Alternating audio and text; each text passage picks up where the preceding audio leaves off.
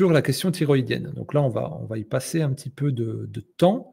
Donc là, en gros, c'était thyroïde, c'est quoi les causes, c'est quoi les solutions. Donc la thyroïde, c'est très large, c'est très complexe, mais on va y aller.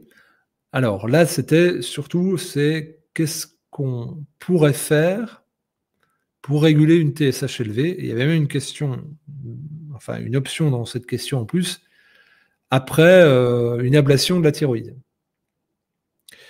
Donc, s'il y a ablation de la thyroïde, il y a supplémentation, dépendance à des médicaments de synthèse, notamment le lévothyrox, ou au moins la L-thyroxine, pour soutenir le métabolisme.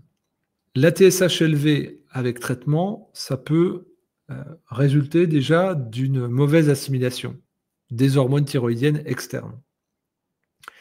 Donc là, il faut éviter certains éléments antagonistes, notamment la caféine, le soja, les produits laitiers, les complémentations à base de fer. Et puis, tout à l'heure, on parlait d'alimentation riche en fibres. Bah là, pour le coup, les fibres vont ralentir forcément l'absorption.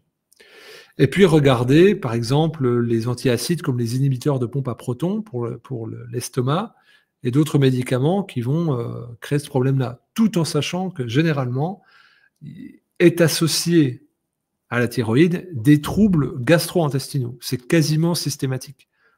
Donc, ça rentre en compte. Ça, c'est la première chose. Et donc, si on prend la L-thyroxine ou le lévothyrox, c'est toujours de le faire à jeun, en laissant au moins 30 minutes avant le petit déjeuner.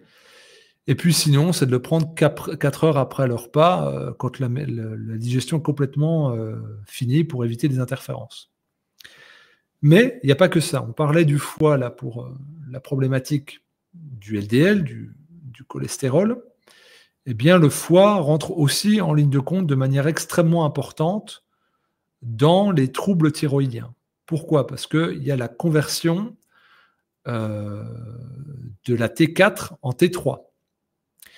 Et cette conversion est souvent perturbée. Donc, il y a des personnes qui vont être traitées à la L-thyroxine, par exemple, qui vont avoir toujours une TSH élevée. Je dis, mais comment c'est possible?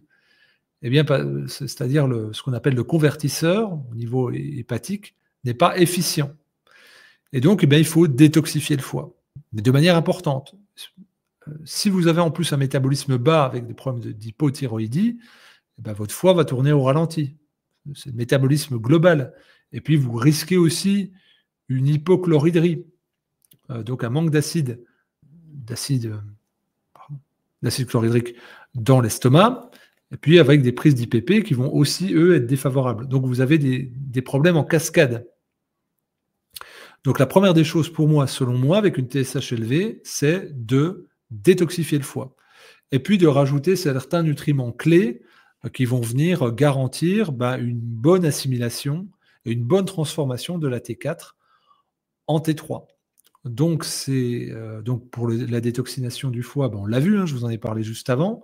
Donc, le chardon-marie, le desmodium, l'artichaut, le radis noir, vous avez des complexes. Alors, achetez pas les complexes à 4 sous Super Diète. Ils ne sont pas concentrés en principe actif. C'est vraiment pas intéressant. Vous vous faites conseiller par votre médecin phytothérapeute, par votre médecin homéopathe, par un bon phytothérapeute, mais allez pas à la pêche comme ça en regardant le prix. Quand c'est pas bon, c'est déjà trop. Quand c'est pas cher, c'est déjà trop cher. Donc, parce que vous n'aurez pas de résultat, ou alors il faut vous surdosier, il faut vous en mettez 4-5 fois la dose. Donc ça, c'est la première chose. Ensuite, dans les nutriments clés à mettre pour favoriser la conversion de la T4 en T3, vous avez le sélénium, que vous trouvez dans les noix du Brésil. C'est pas beaucoup, vous en prenez 2 par jour, c'est suffisant. Et dans les petits poissons gras, vous en trouvez aussi du sélénium. Le zinc est également important. Là, vous trouvez, si vous regardez l'alimentation, les huîtres. Tout le monde n'est pas les huîtres, mais en fait, sinon, vous allez bêtement dans les graines de courge. Et là, vous en avez beaucoup.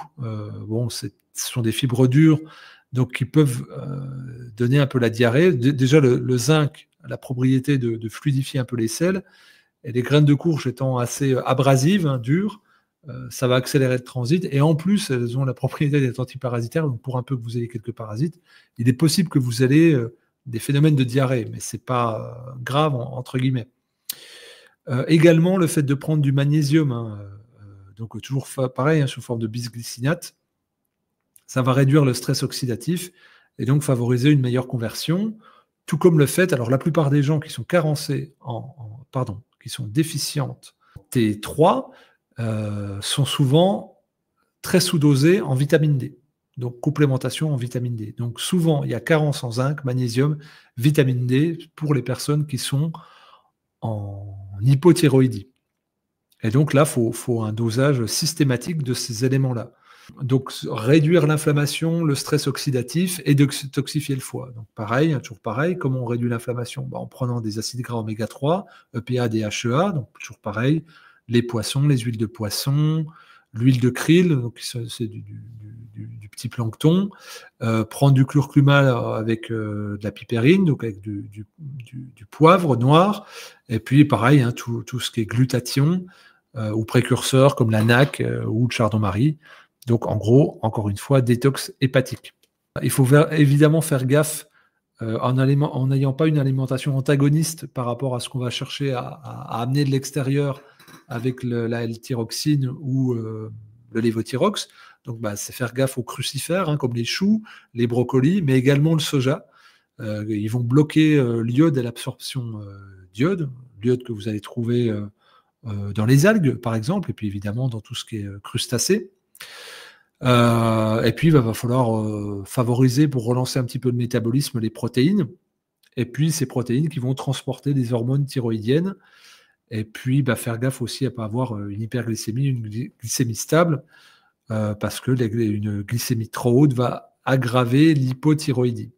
Donc ça fait déjà beaucoup de pistes qui vont au-delà de prendre juste du lévothyrox, ce que la plupart des gens ne sont pas au courant. Et donc avoir un vrai travail de terrain.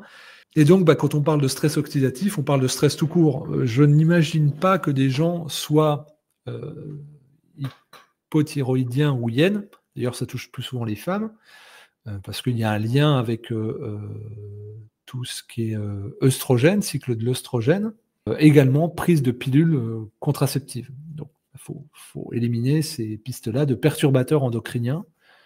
Je le rappelle, si besoin était, la pilule contraceptive est un perturbateur endocrinien, hein, c'est sa fonction de perturber le jeu des hormones, mais il y a des conséquences directes et indirectes. Alors la conséquence directe, c'est tout ce qui est progestérone, œstrogène, se trouve déséquilibré pour ne pas être fertile.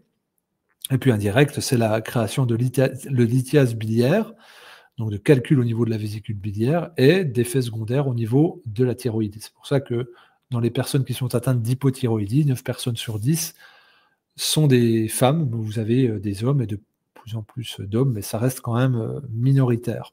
Donc un cortisol élevé, encore une fois, vous avez compris, hein, le fait de réduire le stress, un cortisol élevé, donc cette hormone surrénalienne il y a un axe très important surrénal thyroïdien. Elle va inhiber la conversion de la T4 en T3, donc vraiment jouer sur la cohérence cardiaque et réduire le stress.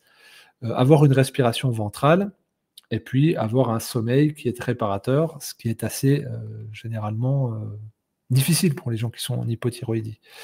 On a constaté aussi que ces gens-là pouvaient être en anémie, donc avoir une ferritine assez basse, donc là ça va baisser l'efficacité de la T4. Et puis je parlais d'hypochloridrie. Oui, c'est souvent une hypochloridrie qui va favoriser une mauvaise absorption, mais aussi le SIBO.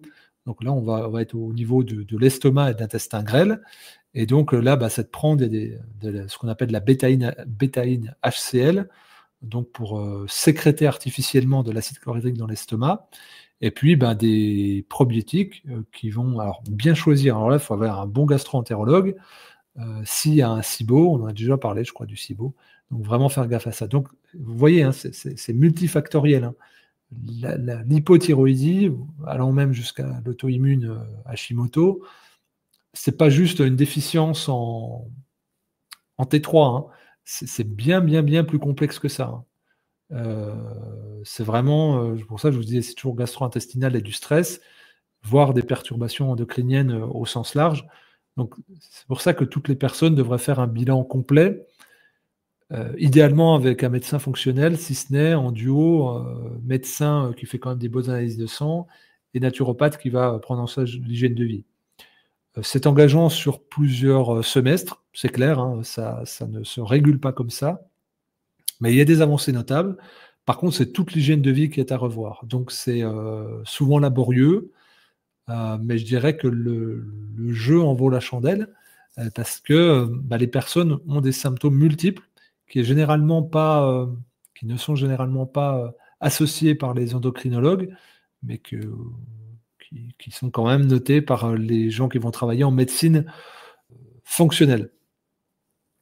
Donc pour résumer, c'est être sûr de bien prendre à jeun, soit à distance des repas de 4 heures, soit à jeun directement, on va dire la L-tyroxine.